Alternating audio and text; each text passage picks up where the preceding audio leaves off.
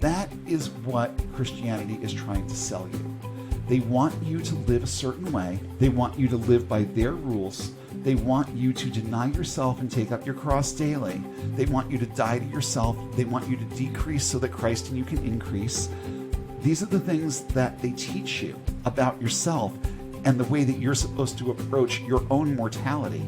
I think that was the hardest thing about leaving theism, was leaving my dead loved ones behind. When I finally left theism behind, I had to grieve all over again. When my grandmother died, a lot of these thoughts just started solidifying in my head. Yeah. And what happened was logic sifted out all of the theistic bullshit and just kept telling me this is it. For a religion that tries so hard to sell the concept of eternal life, their doctrine sure is fraught with images of death, isn't it? Welcome to Unbound, A podcast for new atheists, and lifetime atheists, ex-evangelicals. truth seekers, and free thinkers. There is life after faith. And life here is good. It's time for a new perspective. And a better conversation. I'm Spider. And I'm Shelle, and it's time to get unbound. I've been absolutely dying to get to this particular subject. I'm Spider. And I'm Shelle. And this week, that was a very light-hearted way of introducing kind of a heavy topic. Tonight we're going to be talking about the subject of death. And over the next couple of weeks, we're also going to be talking about things that relate to how Christianity in general, not even just evangelicals, but Christianity in general, deals with the subject of death. This week we're going to be talking about death itself. Next week we're going to be talking about heaven and what's really waiting for you, what you're actually living this life to obtain at the end. And after that, we're going to have a discussion about hell. And I think a lot of evangelicals out there that are riding the fence and are listening to us trying to figure out what they're going to believe are going to get a lot out of that one. They're going to learn a lot about the origins of that doctrine. Yes. And just a little bit of a spoiler, most of it doesn't come from the Bible. Yeah. So, but we're talking a couple of weeks down the road here. I'm also thinking about ending it off with an episode about grief, because I know that it's a shock to a lot of people's systems when they figure out that grandma isn't really looking down on them. Yeah. So I think that it's a subject that we also need to tackle. I don't know if I really want to do 4 weeks of that kind of heaviness, but let's see how things go. I want to see how things flow. We might wait on that one a little bit, but it just sort of jumped into my head tonight, and I think that it would really put a cap on this entire discussion. But tonight, I really want to steady our gaze on the subject of death. And one of the first things that came to my mind when I was sitting down to research this was the poem from Dead Poets Society, Henry David Thoreau. I went to the woods. I went to the woods because I wished to live deliberately, to front only the essential facts of life, and see if I could not learn what it had to teach, and not, when I came to die, discover that I had not lived. I think that that quote is a good foundation for everything that we're going to talk about tonight. Right. I want to talk about what the Old Testament had to say about death. We're going to talk about what the New Testament had to say about death, and some of my own experiences with this, because we all have experiences with people who die. And I'm also going to add into the mix people who leave and play dead, because, I mean, the emotions there can be very much the same. Oh, yeah. When somebody just decides they don't want to be in your life anymore, you know they're still out there, but you also know that they are unreachable. Right. Or that it would probably not be a good idea to reach out to them. The main focus here tonight is going to be on the subject of death, what the Bible says about the afterlife as a little bit of a lead-in to the next couple of discussions. Also, where we as people fit in with this entire subject and what it really means to us. Is there anything that happens after? You know, we're going to talk about some of these questions and try and deal with them in a way that's at the same time respectful, but also truthful. And sometimes the truth can be a little rude. And that's just the way that it is. So in the vein of the truth being a little rude, make no mistake about it. Every person within the sound of my voice will eventually die. It's nature's rule, not mine. Is there anything after? I don't know. I don't know. And just so that we're on the same page, no one within the sound of my voice knows either, regardless Right. of what your church's doctrine wants to tell you about your blessed assurance. No one within the sound of my voice knows Right. if there is anything after. So I'm not going to proceed from the notion that there's nothing. I'm just going to proceed from what science has taught us, what we know to be true in terms of what we can observe. If someone were to ask me that question, that would be my answer. I don't know. Yeah. I would also go a little bit further with that and say I've stopped worrying about it.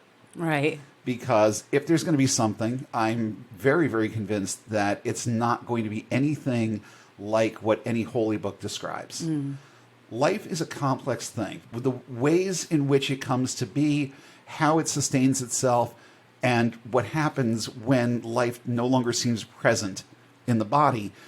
These are things that science knows a lot about, but also knows very little about in some areas. They can't speak definitively about certain things, and whether or not we have an afterlife, whether or not there's anything beyond where we are right now. All of the evidence points to the notion that we have this life and that's it. Right. That when we die, we are simply dead. We're gone. Everything that's in our heads, everything that we spent years amassing in terms of memories and knowledge and everything else, it goes with us. And it's a really tough thing for a lot of people to swallow. It's a tough thing for me to swallow. It makes no sense. Yeah. But, here's the thing. My brain doesn't know how to be dead. It only knows how to be alive. It only knows how to perceive things. It doesn't understand the concept of non-perception.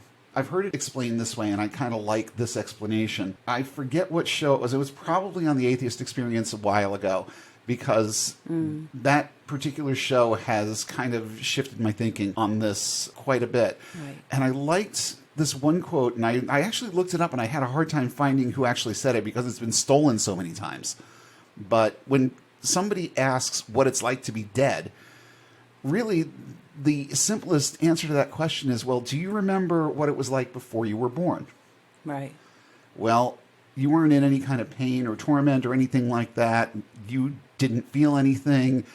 You didn't experience anything. You didn't perceive anything, right? So how'd that work out for you? Did it detract from your experience of life? Did it hurt? Was it scary? Well, on the other side of life, it's pretty much going to be just like that. So it really doesn't seem, to me anyway, it doesn't seem that bad. I think that some of the afterlife alternatives in some of these religions sound way worse. Yeah. Especially doctrines that revolve around places that resemble hell and the reasons why people get sent there. I think that looking at it from the standpoint of we are physical beings, we have a physical existence, and sooner or later we will physically expire, and that's going to be the end of it, is actually the most compassionate way of looking at it. Right. Because I don't know about you, I don't relish the idea of dying, but I'm not sure that I'm really behind the whole concept of living forever either. Right. So that's the other part of it. I can't imagine the notion of me still being here a million years from now, because my brain may not be able to understand being dead, but it does understand being tired. Yeah. And there's there comes a point, I think, where you just have to come to grips with the fact that you have a finite number of days and there are things that you can do with it. So get around to doing good things with it.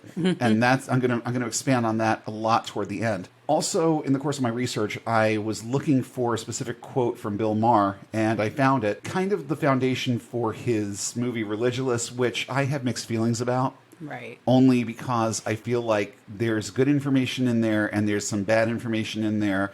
I'm not going to go into a whole lot of detail about that. I don't think it's going to raise too many hackles. I agreed with more than I disagreed with. But I liked this quote a lot, where he says, "I believe in the doctrine of I don't know. To say I don't know about the afterlife is the only reasonable and also humble opinion that you can hold." And I agree with that completely. Anyone who claims to know more, and he expands on this a little bit in the movie, where, and I actually looked for this quote and couldn't find it, but he basically expands on it a little bit and says, and just so that we're all on the same page, you don't know either. because you do not possess an intellect that is superior to mine. And until that happens, you cannot make assertions about this that I can't make. Right. So that makes perfect sense to me, too. My own experiences with this started back on April 28th, 1981, when I actually watched my grandfather die right in front of me. And in April of 1981, that would have made me just shy of 10 years old. Right. So I was 9 when that happened. And I went through my own trauma with that. It is part of my PTSD. The PTSD symptoms manifested right away. There was this real underlying fear of losing everyone in my life. You know, Pops was gone. When is it going to be my mother's turn? When is it going to be Nana's turn? When are these people not going to be here anymore? And when am I going to be all alone in this world? So my 9-year-old brain kind of went there with these notions, but there was also the theistic part of this where from a very young age, I had been taught to believe in things like heaven and hell. And I had been taught to believe that, you know, the people that we love, the people that were good to us, the people that we liked would be in heaven. You know, that's more of the Catholic way of looking at it. Most Catholics don't, they don't put a whole lot of heavy emphasis on doctrines that involve hell until it becomes financially viable for them to start dealing with things like hell. And even then, they kind of stop short of the whole hell thing and try and focus you in on things like purgatory. Right. So that you can buy your loved one's ways out of purgatory. Yeah. That's pretty much, and that's precisely what Martin Luther was critical of the Catholic Church about, was the whole thing with indulgences. Yeah. And being able to buy your way out of all the bad things that will happen to you after death.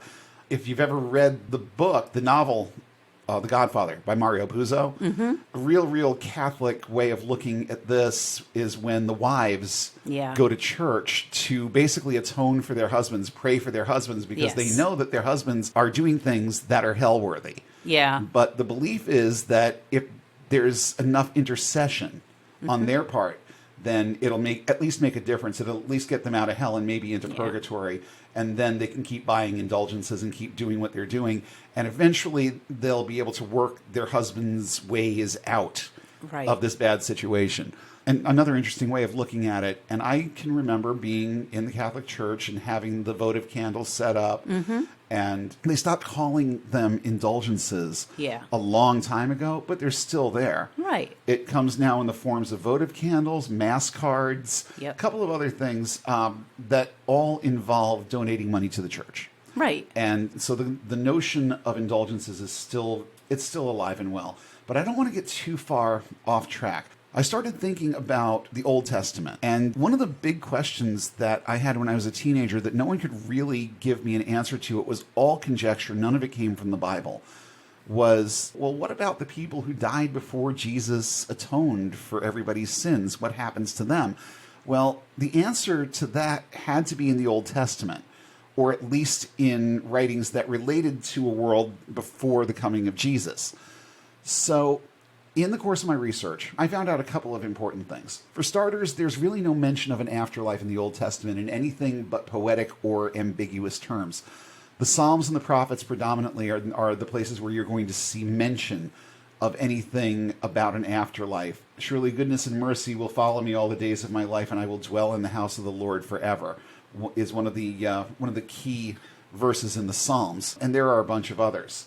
But here's the thing. There were only 2 individuals in the Old Testament that were ever reported to experience an eternal afterlife in the presence of Yahweh. One of them was Enoch, which we don't really get a lot of a story about. And then there's the prophet Elijah. And the 2 accountings are so similar that it makes me wonder whether or not they had the same origins. I did do a little bit of exegeting on that and didn't find parallels. So they could be 2 completely different things, 2 completely different stories, but there are enough similarities that make you go, you know what I mean? Yeah. The bottom line is, the underlying message here in the Old Testament is that Yahweh handpicks people for immortality.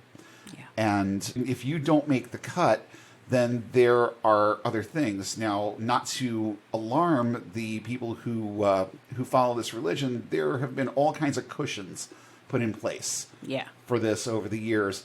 And almost none of it actually comes from the Bible. It comes from extra biblical sources. But there are two in particular in the Old Testament where the subject of the resurrection of the body or the resurrection of an individual bodily or whatever is mentioned. One is in Daniel 12 and the other is Isaiah 25 and 26. The Daniel verses are significant because so much of Christian doctrine is based on the book of Daniel, because there are numerous quote-unquote prophecies in the book of Daniel that a lot of people equate to being directly related to Jesus. In Daniel 12:2, one of the first mentions, I think probably the first mention of this term in the Bible comes up. It says, "Many of those that sleep in the dust of the earth will awake, some to eternal life, others to reproaches, to everlasting abhorrence." And this implies that resurrection will be followed by a day of judgment. Those judged favorably will live forever, and those judged to be wicked will be punished. That's the message in these verses. The term that I'm referring to there is the term sleep.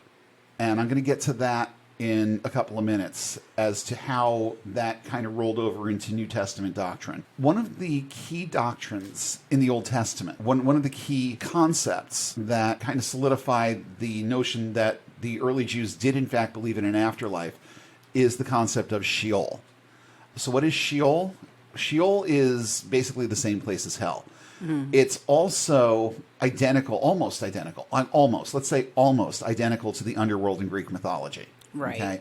So it's also been referred to as Hades, even though Hades was actually a god, a Greek god. It's the underworld right. is often also referred to as Hades, and you can see that there are definite similarities there in just the way that these places are described. There's a lot of overlap. But Sheol is definitely the same place as hell that is described in the New Testament. Now, here's some happy news for you. Everyone, according to First Temple Judaism, that's Judaic belief, law, whatever, scripture, prior to 70 AD, this is where everyone goes to await judgment. So it doesn't matter how good you are, you're going to wind up going to hell any way you want to slice it. Right. There's no way of escaping this.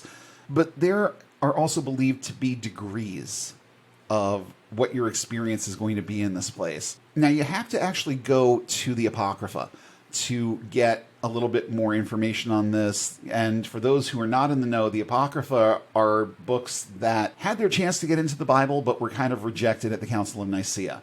Books like the Book of Maccabees and the Book of Enoch. And these are the two sources that go into any real depth about the afterlife and define what Sheol actually was. So in the Book of Enoch, it says that there are 4 parts to Sheol. And depending on who you were, you would go to one of these 4 sections, basically, of hell. There was a section that was cordoned off for the righteous, the good, the evil, and those beyond redemption. So there were actually nice-ish parts of hell in this doctrine. So if you were considered righteous in the eyes of Yahweh, then hell wasn't the place of torment that it came to be known as in the New Testament. It's just basically, you're dead, you got to go somewhere, so go here. Oh, here's a couch. Mm. You know, that's like pretty much it. The judgment green room. Yeah, kind of, yeah. God. But yeah, there were those 4 degrees, and I think that this was at least in part the foundation for Dante's Inferno, where you had all the different circles of hell. There were more. Oh, it got involved. Oh yeah, and we're going to talk about that when we talk about hell. Dante's Inferno and Paradise Lost. Who was Paradise Lost? Milton. These are the actual sources for most doctrine about hell, and we're going to get into that when we actually dive into that topic. But even if you were among the righteous, there was no guarantee of eternal life. There's nothing in the Book of Enoch that suggests that this was an eternal thing. As a matter of fact, it talks about there being an end to this, I guess if you want to call it captivity, right, in Sheol. And that came in the form of the end of days. It's a Jewish doctrine that speaks of a specific time of judgment, but no one really wants to commit to what the end of days is going to look like, when it'll happen, or how the masses in Sheol will really be dealt with. that is a matter of opinion. Because Scripture in general, whether you want to consider the Apocrypha Scripture or not, it still doesn't go into a whole lot of detail. Right. There's a little bit more to it, to the point where we see basically the blueprint of what this place is supposed to be. But when it comes to the extent of whether it's punishment or simply your tenure, your stay in this place, there are differences of opinion as to whether or not it would be eternal or eternal for everyone. There were some Jewish scholars who thought or who think that the latter two categories are eternal. Those are punishment and they go on forever. But the ones that deal with the righteous and the good, there's an end date for that comes at the end of days, where now everyone is going to be judged, and some will be brought to heaven, some will be made to remain in Sheol forever, and some will simply be thrown away. And they will just completely cease to be, which honestly I think is the most humane out of any fate that could come out of this, especially when you consider that if you go to heaven, you have to be with Yahweh. And like forever, okay? That to me that's not a reward. And we're going to get into that when we talk about heaven, because most Christians have no idea what they're actually buying into when it comes to what heaven is really going to be like. If you really look at what the Bible says about it, it's not some place that I would personally want to spend eternity. Right. So, and again, just a little bit of a tease for the next couple of weeks. The thing that also stuck in my head before I even started doing any research for this, when I decided that I wanted to do this topic, was in the giving of the Ten Commandments in Exodus 20:12, where the Israelites are told to honor your father and mother. And in evangelical circles, there's the catchphrase that goes along with this. It's the first commandment with a promise, so that you would have a long life in the land the Lord is giving you. Okay, so now again, a lot of times there are two sides to things that are said in the Bible, and some things are a little bit more sinister than others. Right. But there's almost always a sinister edge to it. And in this particular case, what I read there is, don't sass your parents and we won't have to stone you to death. Right. I mean, that really is what I'm hearing there. Honor your father and mother so that you can live. Yeah. You know, be nice to your parents and we'll let you live, is what I'm hearing there. But it always stuck in my head, even going all the way back to Bible college, it always stuck in my head that this verse is basically, it kind of outs the fact that there's nothing after. Right. Because what's the point in tagging on that caveat about having a long life if what comes after is supposed to be better? You can make the argument, well, this was Old Testament, so there were no guarantees, there was no perfect sacrifice in place, blah, blah, blah, yada, yada, yada. You can go on about that all day long. I'm looking at what the words say, so that you will have a long life in the land the Lord is giving you. That is what the words say. Right. So it's always stuck in my head, well, why does that matter? And as a Christian, it really stuck in my head, why does that matter? Because as we will get into a little bit later, Christian doctrine really does put your brain in a place where you're just basically waiting to die. Yeah. Because what's coming next is so much better than what we have here. And there are myriad verses that solidify that concept. Mm-hmm.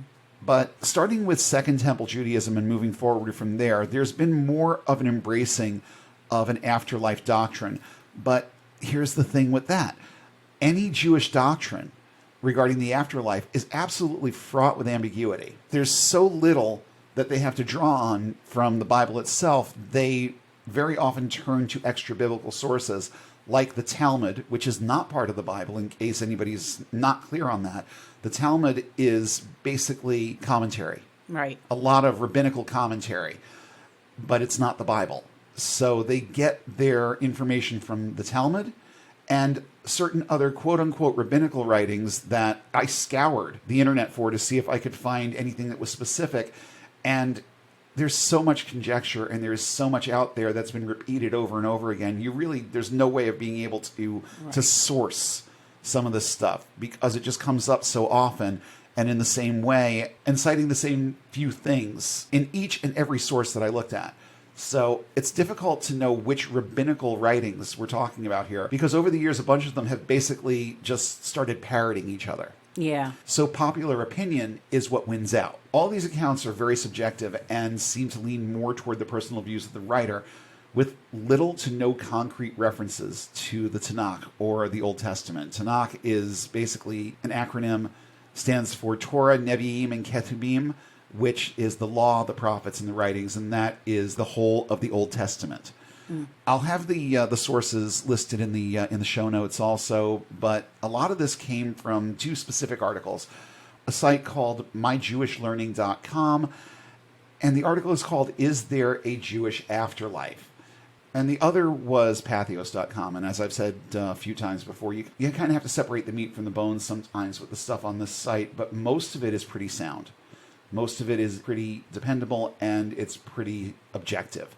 So these are the two articles that I'm working with. The one from Pathos is called Salvation and Eternal Afterlife in the Old Testament. So that's where a lot of the information that I'm conveying tonight is coming from. In short, the Hebrew concept of the afterlife is little more than wishful thinking. And it had the same purpose as any other afterlife doctrine, and that was basically to cushion the idea of death. They wanted people to feel better about the fact that they were going to die. And having doctrine like this that says, well, you know what, you're going to die, may not be completely pleasant, but it doesn't necessarily have to be all that bad either, makes it a little bit less scary. It has as many interpretations as there are people to interpret it, and there is nothing in any reputable document that allows for the foundation of any common belief about it.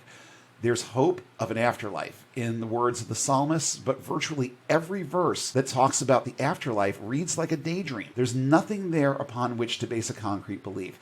It's the hope and dream of the psalmist, framed in idyllic words, ideas, and notions, and very, very little else. This is the wishful thinking of someone basically writing a poem.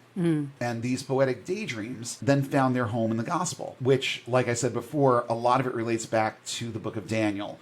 And this concept became the focal selling point of the Christian religion. All of a sudden, death is temporary, so demonstrated by Jesus raising people from the dead, promising eternal life to the thief on the cross, proclaiming himself the resurrection and the life, and then himself rising from the dead. All of a sudden, death is temporary. And that is the underlying foundation for most doctrine about the afterlife in the New Testament. Now, I mentioned a little while ago about the term sleep, which shows up first, I think it's first in the book of Daniel, where that word is used basically as a euphemism for death, but it starts coming up a lot in the New Testament. The one verse that I remember the best is 1 Corinthians 15:51, where it says, we will not all sleep, but we will all be changed, and then talks about what a lot of theologians and Christians, evangelicals, believe to be the rapture. But I'm not going to get into that. We already did an entire episode on the rapture. It's also a verse that I saw a lot tagged up on the doors of church nurseries. Oh, yes. We shall not all be sleep, but we shall not all sleep, but we will all be changed. Yes, indeed. Yes, indeed. And I hope the parents brought the diapers for that. But sleep is a common term for death in the New Testament. And again, it's a cushion. It's basically supposed to make it seem not so bad and not so final, because when you sleep, eventually you do what? You wake up. But at the end of the day, it was nothing but a hook. Jesus was basically selling tickets out of Sheol if you joined his club. It provided a largely uneducated and impoverished populace with something that they desperately needed, and that was a little thing called hope. And I think that if the Shawshank Redemption taught us anything, it was this. Hope is a dangerous thing. Because as soon as you start giving people hope about things that are beyond their control and start telling them that there is a solution to this, those who have reason to want to believe something like this for very personal reasons are going to be the ones that are going to latch on to it. Right. And like I said real early on, like first or second episode, when someone close to us dies, a lot of times it's going to elicit one of two responses from us. If we have any kind of inclination to believe in God in the first place, it's going to elicit one of two responses. Either it's going to make us resent our deity and turn our back on him, or it's going to make us cling really, really, really tight. And I know of a few people who have gone that second route when it comes to dealing with death. and dealing with the death of someone close, or dealing with the reality of their own mortality. Right. So it can go either direction. I want to talk a little bit about my own experiences with this. And, I've had conversations with people about this, and now it's kind of going to be out there for the masses. When I was 11 years old, this was just not even 2 years after my grandfather died, I lost my best friend. We were 11 years old. We had gone to school together pretty much our entire lives from kindergarten forward. I wasn't always in his class, but I always knew who he was. We got to be friends around fourth grade. We were in fifth grade together. We were in the same fifth grade classroom together. And this person was the closest thing that I have ever had or will ever have to a brother. I almost said a sibling. I do have a few half siblings, and I don't want to disrespect any of the ones that I'm actually related to. I don't have relationships with any of these people really, but I do have a few half siblings, and I can tell you that there was a real difference in the relationship that I had with this person and the relationship that I have with my half siblings. It was much deeper. It was much more personal. Weeks before he died, we were camping out in his backyard, as we did a lot in the summertime. He loved to camp out, and we would literally pitch a tent in the yard, and that is where we would sleep at night. And I can remember one night in particular, you don't crawl into your sleeping bags when you're 11 years old, close your eyes and go to sleep. No, you sit there and you talk and you goof around for like a couple of hours until sleep basically takes you. Yeah. But I can remember one of the last times that we had the opportunity to do this. We were in that tent, and in the dark of night with nothing but the crickets to break up the silence, I can remember him saying to me, "You are the closest thing that I'm ever going to have to a brother. And I don't want it to sound weird or anything, but I kind of love you." Aw. And he was gone a couple of months later. Yeah. And it was difficult. For the longest time, it was difficult, not so much because I had lost my friend, but for the first couple of years, it was all about the loss. And then I go to this Bible camp, and I'm told that you have to be born again to go to heaven. Well, we were Catholic. Yeah. And had never heard at 11 years old, or had not had that much exposure. I know I had some. I found out later that he did. But at the time, I had no idea whether or not anyone had actually reached him with the quote-unquote real gospel and where he would be as a result. Yeah. So at 13 years old, I have a whole new set of worries Right. about my friend because, well, was he born again? Did he actually accept Christ as his personal savior before he died? Because if he didn't, I don't want to think about what he's going through right now.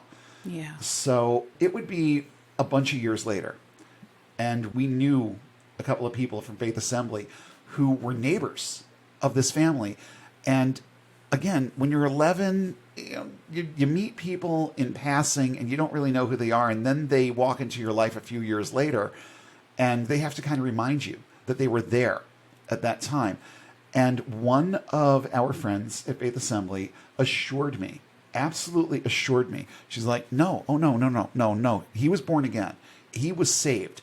I went to, and we talked about this during the during the youth indoctrination part. He was actually a member of the Good News Club. And from what I had been told, he absolutely accepted Christ before he died. So of course that made me happy. It solidified in my head that eventually we would see each other again. Right. That he was in heaven, that I didn't have to worry about that. All of his ducks were in a row before he died. So, of course, that made me feel better. And for years, I just held to this belief that eventually I was going to get to see him again. I held to the belief for years that I might get to see my grandfather again, although the Baptists did a really good number on that one, too, with the whole born-again thing, because my grandfather was Greek Orthodox, And he converted to Catholicism so that he could marry my grandmother. He had to be a Catholic. Otherwise, she was not going to be allowed to be married in the Catholic Church, and that was not going to fly in her family. Yeah. So he converted. But there was never, ever any mention of being born again during my real formative years. So I knew that there was really no way that my grandfather had ever said a sinner's prayer or anything like that. So, of course, that brings with it a whole new set of worries because I saw the way my grandfather lived. He came back from World War II just a shell of himself. He had severe PTSD. He had all kinds of personality issues that arose out of that. And my grandparents' marriage really just, it fell apart. And there really wasn't much to their relationship when my grandfather died. Even at my young age at that point, I knew that something was off about this. But being the good Catholics that they were, they didn't believe in divorce, so they just stayed together. Yeah. And I think that made things worse for both of them. I think it really did. It impeded him healing, and it just made my grandmother even crazier than she actually was. And my grandmother had issues. She had a lot of issues. I believe that she loved us, all of us. I believe that she loved unconditionally, but she also did a lot to fuck certain people up. Yeah. Mostly the males in the family. Mm-hmm. She did a lot to fuck up the males in the family. Not on purpose, but doesn't matter. We're still fucked up. That's the bottom line. And I've been dealing with it in therapy for 7 years now. Yeah. With no end in sight. Put that in there. My problems are nowhere near being quote unquote solved.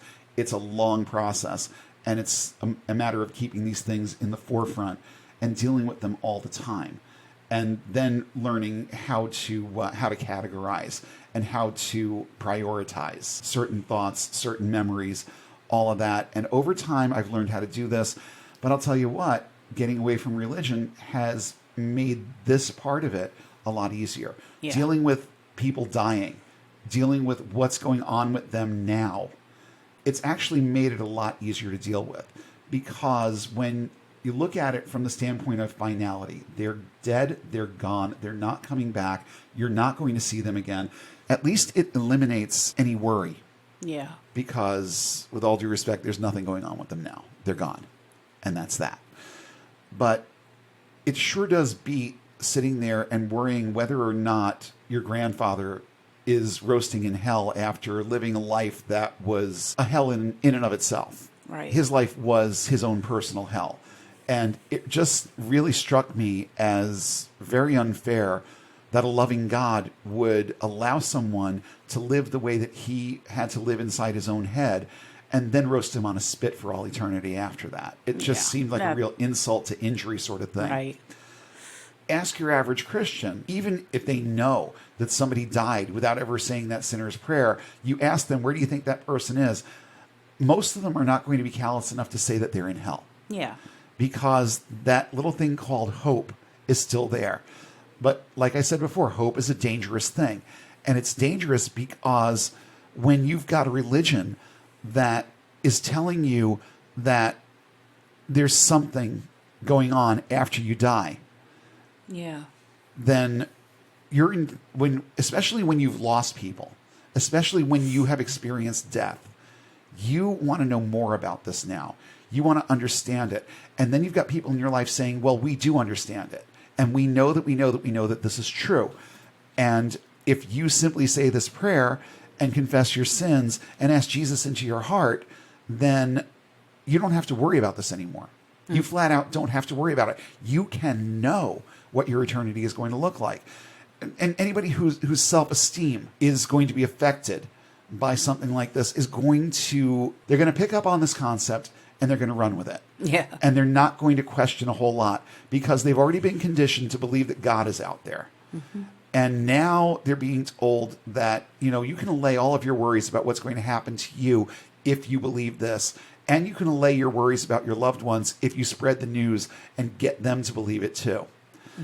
But then there's that whole, and this is one verse that I didn't write down, so you can just Google it. There's that one verse that always stuck with me also, where someone asked Jesus what they needed to do to be saved, or it wasn't Jesus. I think it was in the book of Acts, where somebody asked what he needed to do to be saved, and I think that it was either Paul or Peter who said to him, "Believe on the name of the Lord, and you will be saved, you and your entire house." Right.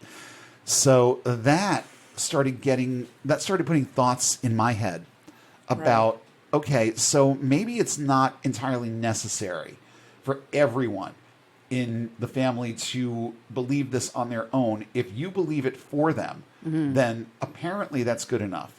But there's so much other doctrine out there that brings it back onto the shoulders of the individual that it's difficult to look at that one verse and say, okay, this is the way that it is. But you know what? People will read that verse and they'll latch onto it, because just like in the life of Pi, it's the better story. Right. You know what I mean? We're always going to believe what we believe to be the better story. And that's that. Whatever appeals most to us is what we are going to latch on to. And for a lot of people, it's enough to know that their loved ones aren't going to go to hell. And that's where a lot of the motivation comes from, with people witnessing to their own families and becoming a bother to the point where they get disowned. Yeah. Because if you're trying to convert a bunch of people who already have those rational thought patterns ingrained in their heads, they're not going to respond favorably to this. And sometimes it's weeks, sometimes it's months, sometimes it's years and decades, it gets to be unbearable. And they say, look, we can't do this anymore. We can't be associated with you anymore. We need to part ways at this point. And I can certainly understand how that can happen. I can certainly understand the rationale behind someone disowning someone for being too preachy and for being too preachy over a long period of time. It's not something that I would personally do to someone that I loved or who loved me, but I do understand it. And I don't judge people who have done this. And by the same token, I guess I can't really judge the evangelicals that disown family for being atheists either, because it's just a mirror reflection of the same concept. Right. People are people. Like I've said many times before, we're a lot alike. And we think about certain things from sometimes from opposite perspectives, but it's the same concept. It's the same thing. It's the same reasoning. It's the same brain overload that happens, whether it comes from one end or the other, whether it's the theist or the atheist that initiates that separation. It's the same thought processes and the same emotions that are involved. The bigger danger, I think, comes in the whole fear aspect of it. And we've also done an entire episode on the fear-mongering that goes along with this. You know, that's a nice soul you have there. It would be terrible if something bad were to happen to it. Yeah. That kind of concept, too. Evangelical Christianity is very aggressive when it comes to the way that it deals with this concept. It's one of the most black and white things out there as far as they're concerned. Accept Jesus and go to heaven. Reject Jesus and go to hell. Right. And it doesn't matter whether or not you have the capacity to understand what it is that you're supposed to be believing in. Jesus is the way, the truth, and the life. No one comes to the Father but by him. And that's that. And it doesn't matter whether or not you come from a culture that won't allow your brain to wrap around that concept. It's just the way that it is. Very, very black and white. I also went through a bunch of years where things were pretty quiet. I watched various people die, of course, you know, great aunts, great uncles, people who were considerably older. I went to my fair share of funerals when I was a kid, into my teenage years. That kind of stopped for a while, because there was quite a jump in time between when I was dealing with the death of my best friend and the death of my grandfather, and the next time I would deal with something similar, someone close passing. And I think the next one was actually my grandmother, who passed in 2010. At that point, I was kind of on my way out of this. I was actually very on my way out of it. It was 2010, which meant that we were at the Episcopal Church at that point, I'm pretty sure. But I can remember getting up to go to my grandmother's funeral, and my brain just started telling me, this is it. There's nothing more to see here. There's nothing more to experience here. You're not going to see her again. She's gone, and that's that. And my brain just kept going there and would not stop going there. Yeah. Which was difficult because I still kind of had this theistic anchor. Right. That told me that we are spiritual beings, that there is an afterlife. There are ways that you can remain in contact with these people, and even if you don't figure that out in this life, then you've got the next to look forward to, and they'll be there, and things will be good and all of that. But you know what? That's not true when you look at Christian doctrine. When we talk about heaven, it's going to be a real eye-opener as to what people's relationships to each other are really said to be on the other side. That also kind of stuck in my head because all the unpleasant stuff about heaven, and there is a lot of unpleasant stuff about the Christian heaven, stuck in my head because it had been shoved in there in Bible college. And I had thought about it many, many times since. And when my grandmother died, a lot of these thoughts just started solidifying in my head. And what happened was logic sifted out all of the theistic bullshit and just kept telling me, this is it. And let me tell you, it was a pretty tormentous period in my life. I think that I talked about this in an earlier episode where there were a couple of periods in my life where I experienced what a lot of theologians will refer to as the dark night of the soul.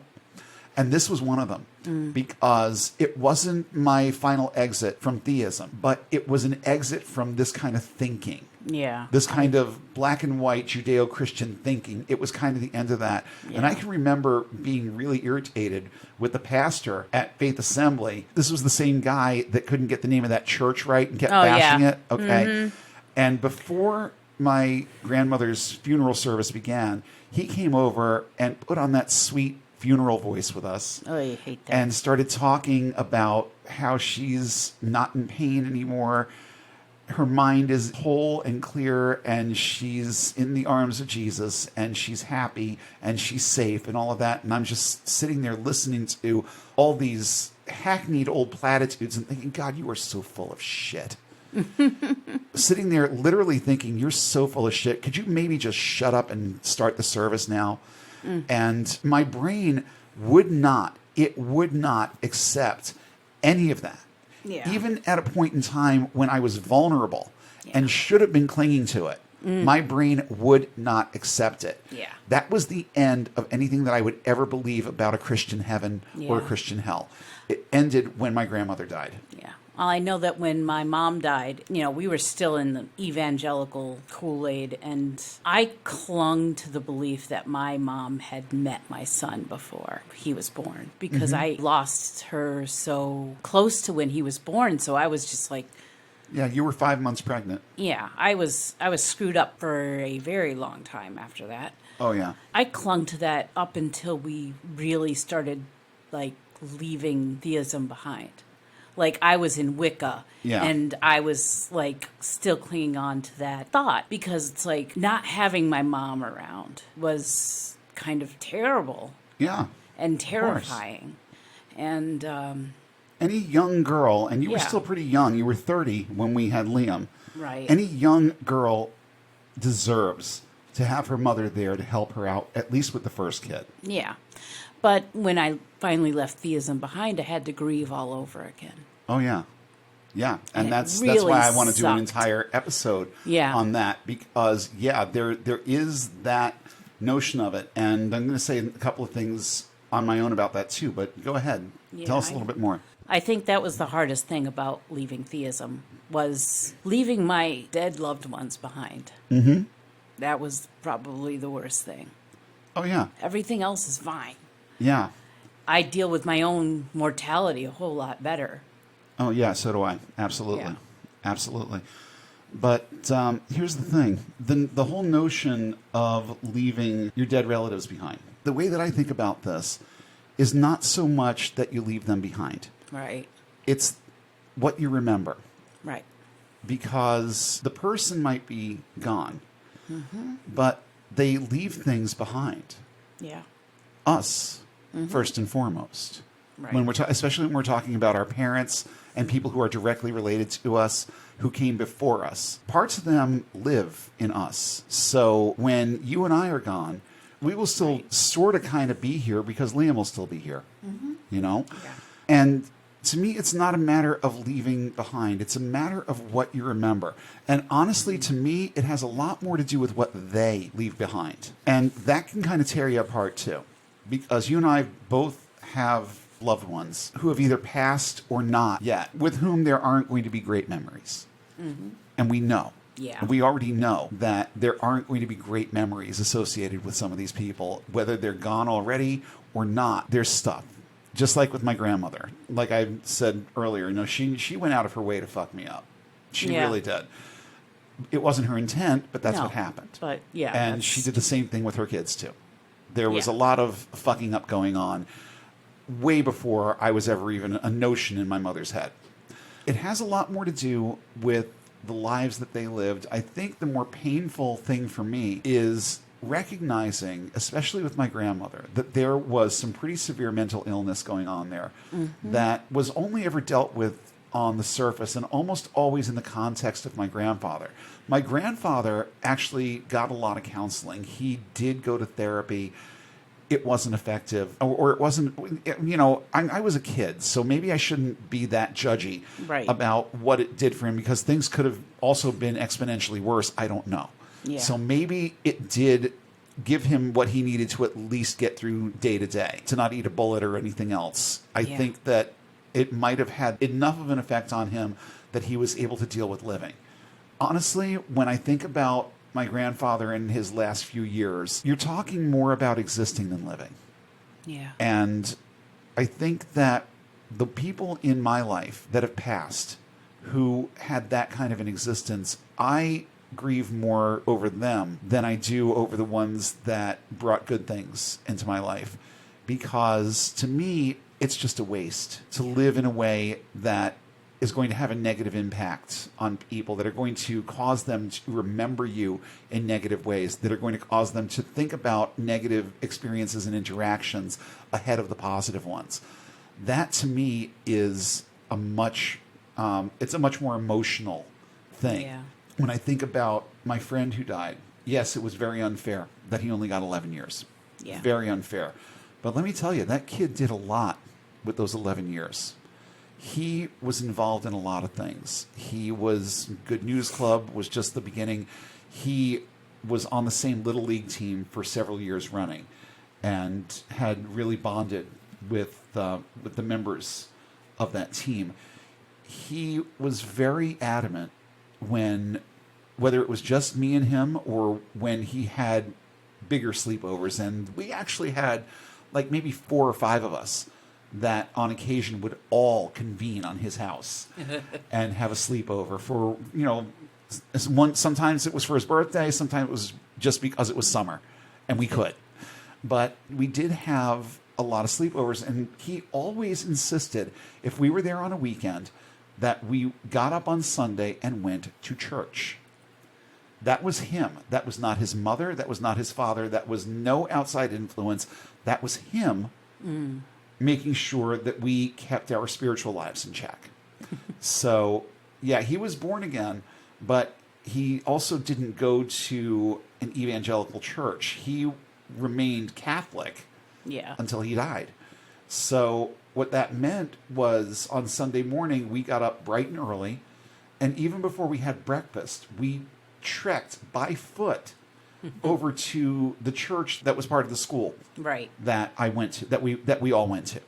So we would go to Regina Caeli for Mass, and then the rest of the day was ours to do with what we wanted. We would, and you know, in true neo-pubescent boy style, it was not uncommon for us to go to church, take communion, and then on the way back divert to the part of the woods where we know the stash was. That we talked about a couple weeks ago. Oh boy. We didn't revisit that like time after time after time, but it's just a little example of the fact that we were normal, but he had this anchor. And honestly, a lot of the way that he managed his spiritual life had an influence on the decisions that I made later about my own. And I figure, you know, if an 11-year-old kid can have this level of commitment to it, then I can too. And I can grow it. And I can make it personal for me, because it was clearly and obviously personal for him. And I always look back on those experiences, being nudged out of bed on a Sunday when in any other circumstance I would have just said, we'll skip it. Yeah. But I wasn't allowed to. I would have been dragged to church if I didn't get my butt up out of that sleeping bag and get dressed and actually make the trek over to the church. I would have probably been bodily carried there or dragged there. And, you know, these are the kind of things that kind of stuck in my head when I was thinking about my own ministry, because honestly, that was the way that I viewed what he was doing. This was his ministry, and it was important to him. So because it was important to him and because I loved him too, it was important to me. Anytime I think about my best friend, it's not the sad kind of thought or emotion that I have when I think about, just for the sake of example, my grandmother. Right. The thing with my grandmother is that, and goes right back to the concept of you got to let this shit go, but it still bothers me, the fact that I dragged her into the whole evangelical thing. Yeah. So not only did she have her own mental illnesses to deal with, now she was being dragged even deeper into the crazy because I thought that it was important that she got saved. Yeah. Okay.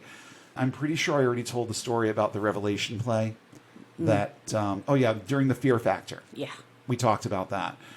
And the way that I basically motivated my mother and my grandmother to get into a car and drive 2 hours away from home so that my grandmother could be scared to God. Yeah. So that personal aspect to it, for me anyway, is more grief-inducing than thinking about my best friend who died, because he died in a very preventable way. I was more angry at him than I was grief-stricken at that point, because it was, and I think I've told the story too during the show about how he used to like to put things around his neck, and one day just put the wrong thing around his neck and slipped and broke his neck, and that was the end of him. So I was more angry about the unnecessariness of that. I was more angry about the preventable nature of it than I was the fact that he had actually died. It's like he died because he was stupid and he did things that he was told that he shouldn't do, and that a lot of people in his life tried to break him out of the habit of doing, and that one crazy habit of putting shit around his neck was what did him in. Yeah. So when I think about that, it's not really grief. It's more anger. It's more the frustration of how pointless it was. But here's the other thing.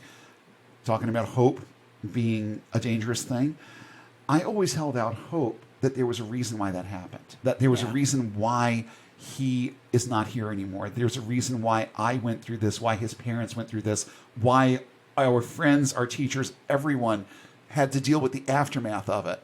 The notion of there being a reason was comforting at the time. The reason was that he put that thing around his neck. Yeah. That's the only reason why it happened.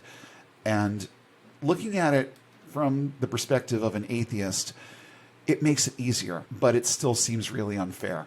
Yeah. It's like, why didn't we do more? Why didn't we make it more apparent to him that this was bad news? Well, we did what we could. Yeah. At the end of the day, we did what we could. It was a bad habit that he had. And this is what happened. Yeah. Now, with my grandmother, when I think about the way that she became over the last couple decades of her life, it goes back to what I was talking about a couple weeks ago, where I looked at that and said, this is your doing. You did this. This is your fault. But here's the thing. My grandmother had a mind of her own. And she could have accepted or rejected what she was being told that night, just the same way that a lot of people in that room did a lot of accepting and rejecting of their own. It could have gone either way, but she was at the right place at the right time in her head to be able to receive that messaging, and she received it and she ran with it. Whether or not I had anything to do with it is irrelevant. We all make our own decisions. We all live our lives the way that we want to. At the end of the day, I've said many times before, people are going to do what we want. My grandmother didn't get saved and run to the altar because I insisted on going to that drama. My grandmother got saved and went to that altar because she wanted to do it. And that is what I have to continue clinging to. The same thing as I talked about a couple of weeks ago with people telling me, well, I went into the ministry and I've spent the last 20 years in the mission field because of you. And now this is what you're doing with the gospel message. It's like, but you know what? Maybe I was your example then, but the decision to do this was yours. Yeah. So at the end of the day, I kind of have to forgive myself for leading people in the paths of righteousness for his name's sake. I have to give myself a break. It did bother me for quite a while that after learning about the whole Good News Club thing and him actually being born again, it did bother me that he never shared the gospel with me in the way that he had grown to understand it. But I also think that he shared the gospel in the way that he was most comfortable sharing it, and that was in just being a devoted friend and loving me like a brother. He was, if there is such a thing, he was the best example that I can think of Christ-like love that I experienced as a child or, a preteen. Mm-hmm. He was one of the best, not one of the best, I'm not going to say the best, because there are a couple of other people that do spring to mind also. But he's in good company. Yeah. And he's in the forefront of my mind. There are still things that from when I was 11 years old that I still remember very, very, very vividly, and that I remember fondly. And you see, that's the other thing. When you have fond memories of people who pass, I think that it makes it a little bit easier to deal with the grief because you didn't see them suffering as much. You didn't bear the brunt of their suffering. They were happy, they were well-adjusted people, and they just expired. Now, as an evangelical, I knew a lot of people that fit that category who also weren't Christians. Yeah. And of course, there's the anxiety that goes along with that, where now it's like these people lived good lives and it did them no good because now they're roasting in hell because they didn't know Jesus. Mm. And this is the kind of thinking that being involved in a religion like this sticks into your head. You can't even at that point enjoy the memory of that person because it weighs on the back of your mind that they're going through some serious shit right now and that they're always going to, just because they didn't believe this or they didn't accept it or no one bothered to tell them about it. And when you finally remove that from the equation, it's a lot easier to let the good memories be the good memories and not be so grief-stricken over the fact that they're gone. Right. And it also becomes easier to deal with the fact that they are, in fact, gone. And at least for me, that's been true. And especially as an atheist, and I think about my grandmother now and where her mind was right before she died. In all honesty, if I was living inside that head, I wouldn't want to anymore. Yeah. And that was kind of where she had gotten. She reached a point of depression where she was just done with life. And in short order, life got done with her because it is quite possible to lose the will to live. Yeah. And just expire. And now you can't, I don't think that you can just chemically will yourself to die. No. But I think that the stresses of feeling like that and having those thoughts running through your head all the time can and do eventually wear you down physically. And I think that that's what happened to my grandmother. She got worn down by the depression that she was going through. And I mean, if I want to be honest, I had a lot to do with that too, because there was a lot of infighting in our family. I had been estranged from my mother twice. I think the second time was actually, no, the second time she was still around. She was still around. And my mother and I have since reconciled a lot of our differences, but there are certain things that still haven't been talked about. And that's the other part of this, is the unresolved issues, the unfinished business aspect of things with people who are still here. Yeah. And realizing that you have a finite amount of time to either resolve this or get used to the idea of living with it. Yeah. Because there won't be any meetings after you're dead. You're not going to see these people or interact with them again, and that's just that. So either you're going to settle your business or it's just going to be unfinished forever. And let me tell you, there have been a couple of people who have passed on with whom I had unfinished business. And I can tell you from any standpoint you want to approach it from, whether it's a theistic standpoint, atheistic standpoint, or just a people standpoint, which I think is my personal favorite. Just from a people standpoint, it's a really, really, really bad idea to leave business unfinished. And it's happened to me a couple of times. And in those instances, it's harder to remember the person because you just wish that you could go back and fix what was broken. Yeah. And with my grandmother, I do wish that I could go back and at least figure out a way to put on the game face with my mother during that time. Mm-hmm. Because I think at that point, we were pretty much estranged. Yeah. And not talking to each other. And that, I'm sure, contributed to her depression. And it kind of brought the end on a little bit faster. But it also, at the same time, and this happens a lot too, when people die, it can bring families together. Yeah. Now, we're still not the close-knit family unit that a lot of people have, but at least we're talking. At least it's civil now. Yeah. And honestly, that's all that I'm really hoping for in any kind of relationship with my mother at this point, is that it remains civil and that we can live with each other. And that we can live that each of us can live with the person that the other is. And if I can manage to do that, I think that I'll be at peace with it when she goes. Yeah. But there's definitely unfinished business there too that I definitely want to see resolved. I took care of some of it over Christmas this past year. Yeah. I unloaded some stuff and did my best to fix a couple of things, a lot of which still remains broken. But, that's just the way that it is. I have made my bed with some of these situations, and I'm also at peace with the idea of lying in it unless or until certain people come around. Yeah. I made mistakes. And there are some people out there that are more forgiving than others. I have done what I can, what I feel I've needed to do to try and make amends. So in those instances, I feel like when these people pass, if they go before me, it will be a little bit easier to deal with knowing that I did something to try and make it better. It'll still be difficult because unfinished business is always difficult. But I feel like it'll be a little bit better. Yeah. And it'll be a little bit easier to deal with. Just knowing that I tried to do something, and especially if it's me laying on my deathbed, and knowing that there are still people out there that won't talk to me and won't have anything to do with me because of things that they witnessed decades previous.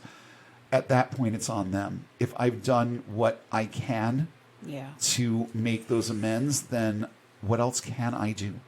What else can any of us do? Yeah.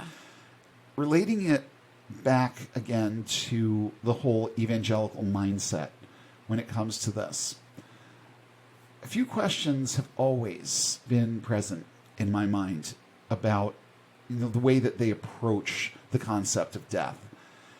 And honestly, it boils down to a few things for me. For starters, what's the point in living a specific way by a specific set of very confining, very self-deprecating, self-denying, and nonsensically rigid rules when all you get in return is a shady promise of rewards you have to die to access and zero proof that you'll ever even get to enjoy any of it? What's the point? Because that is what Christianity is trying to sell you. They want you to live a certain way. They want you to live by their rules. They want you to deny yourself and take up your cross daily. They want you to die to yourself. They want you to decrease so that Christ in you can increase. These are the things that they teach you about yourself and the way that you're supposed to approach your own mortality and your own relationship with Christ. These are the things that matter. These are the things that you need to aspire to. And you know what? Even when I was in the thick of it, and learning what the Bible teaches about heaven and what's waiting for me when I die, there was a real what's in it for me aspect to it. Because granted, I'm not going to hell, but what is this thing called heaven, and why do I want to be here if it's going to be like this and this and this? And again, I'm just teasing because I'm going to go into the real specifics of that when we talk about heaven. But suffice it to say, when you get down to the nitty-gritty of it, there isn't a whole hell of a lot of appeal, pardon the term, when it comes to what heaven is and what's waiting for you. So you spend your entire life living by this set of rules. And the whole point of it is that when you die, there's a reward. Now, as far as I'm concerned, the reward, as I read it in the Bible, isn't really much of a reward. It's the lesser of two evils. To be perfectly honest, it's the lesser fate that you're opting into here. But I mean, all I can really glean from what's in the Bible about heaven is that it's pretty there. But what I'm going to be doing, how I'm going to be spending my eternity, and the people that are going to be there with me, and the nature of the relationships of the people that I knew here versus how it's going to be there, it's so convoluted and it's so different than what we piece together in our own heads that it's going to be like, that I don't think a lot of Christians really take the time to understand what it is that they're buying into here. What they're buying into is nowhere near as lofty as it's made out to be. You want to go to heaven because you don't want to go to hell. Yeah. And people fixate on that, and they fixate on the don't want aspect of it to the point where they don't understand what it is that they're buying into. Mm. And we'll get to that when we talk about, we'll get into more of that when we talk about heaven. But here's the thing. Evangelical Christianity literally teaches people that they should be sitting around and waiting to die. Well, like waiting to die or waiting for Jesus to come back, whichever comes first. And if you don't believe me, just think about how it starts with concepts like the death of the self-life, decreasing so Christ can increase, and taking up your cross daily. That's where it starts. And then it continues with notions like being crucified with Christ and confessions like, it is no longer I that liveth. Right. For a religion that tries so hard to sell the concept of eternal life, their doctrine sure is fraught with images of death, isn't it? Mm-hmm. But you know what? Enough about that.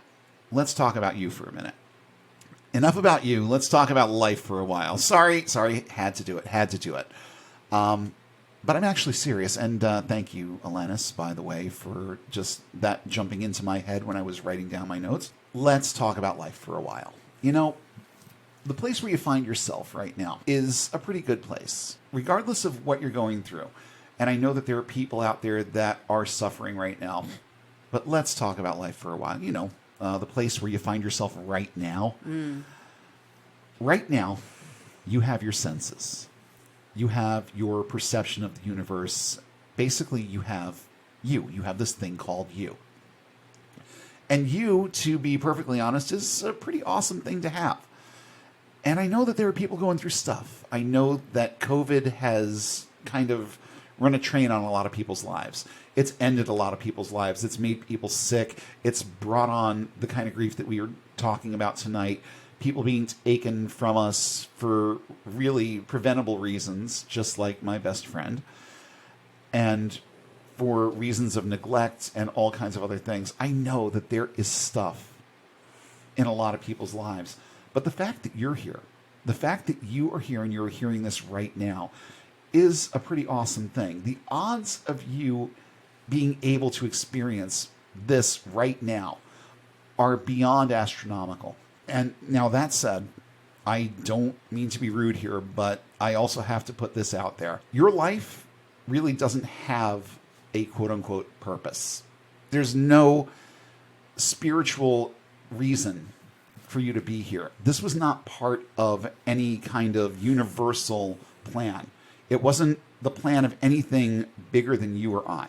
That's what I mean when I say that your life doesn't really have a purpose. You're not fearfully and wonderfully made. No deity knew when you were formed in your mother's womb. None of that.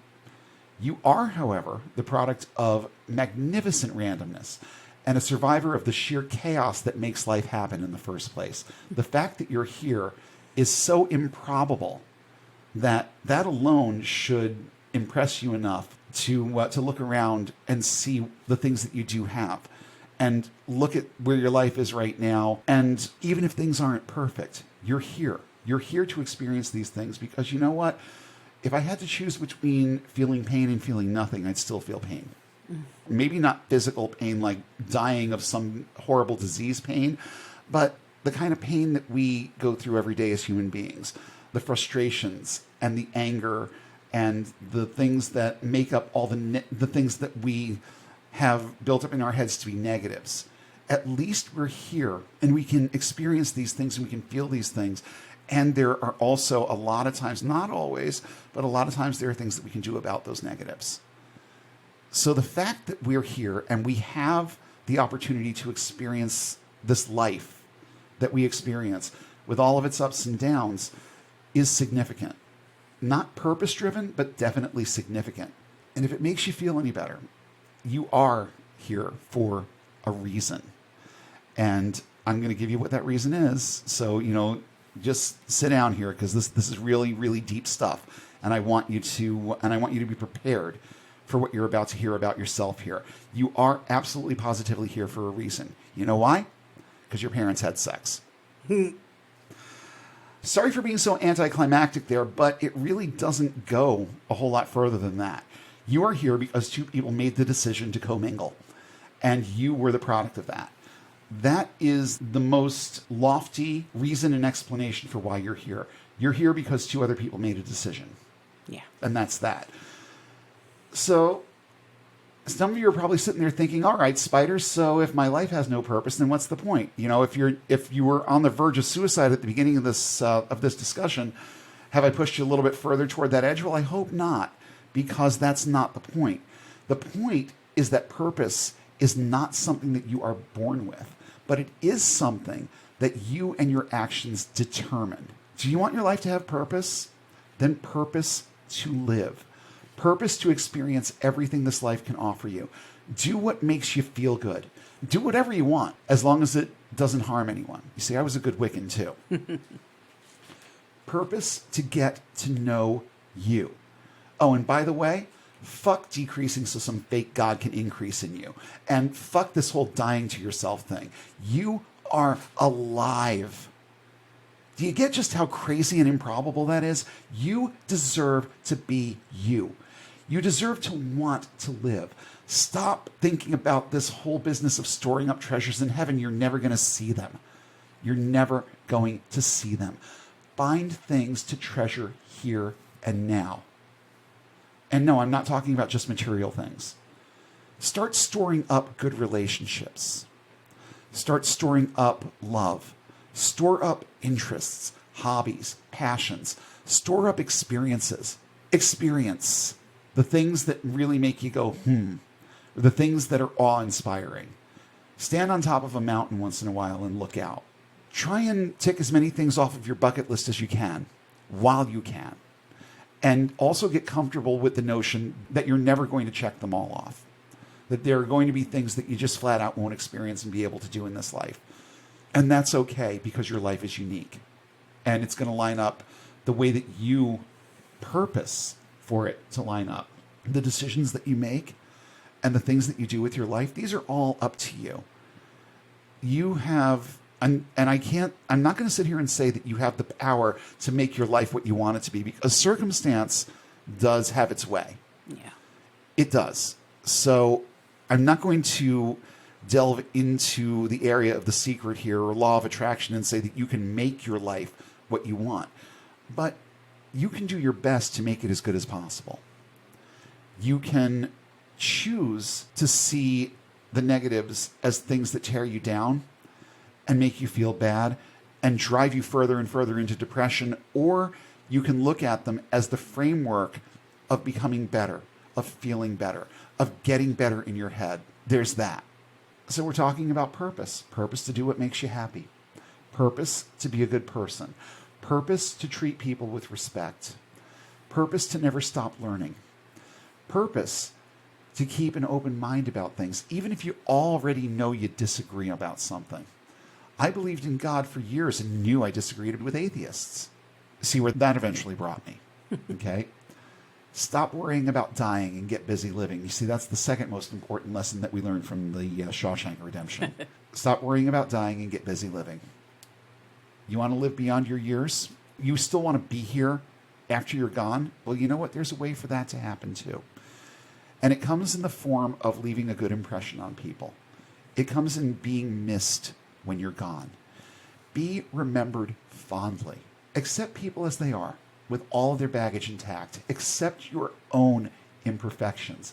Celebrate the things that make you unique, and deal with the things that keep you from being happy or satisfied with your life.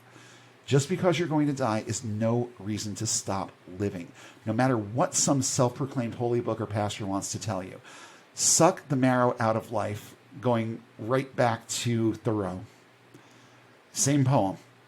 Suck the marrow out of life. Seize every day. Stop worrying about how many more you have to live, and stop worrying about what will happen after you've breathed your last. Right now, start releasing your mind of the fear of death. It's pointless to fear the inevitable. Deal with the inevitability of death by simply experiencing life. As a wise sage from the 1980s named Ferris Bueller once taught us, life moves pretty fast. If you don't stop and look around once in a while, you could miss it. Keep your focus on living and stop worrying about dying. It's a huge and very important step toward getting and staying unbound. Hope you enjoyed this episode of Unbound. Show topics are chosen based on their timeliness, relevance, and social impact. Have suggestions for future topics? Email us at unbound.podcast.network@gmail.com with all your comments and feedback. Please don't forget to like, share, and throw a few 5-star ratings our way, and follow us on all major social platforms. And don't forget to hit subscribe if you haven't already. Links to our social pages, as well as a full list of cited sources in today's episode, are listed in the show notes, available at our website, getunbound.org. That's get-unbound.org. If you value this resource and would like to see it continue, please consider supporting us on Patreon at the link in the show description. And be sure to check for new updates every Sunday when we'll come together again and take one more step toward getting and staying unbound.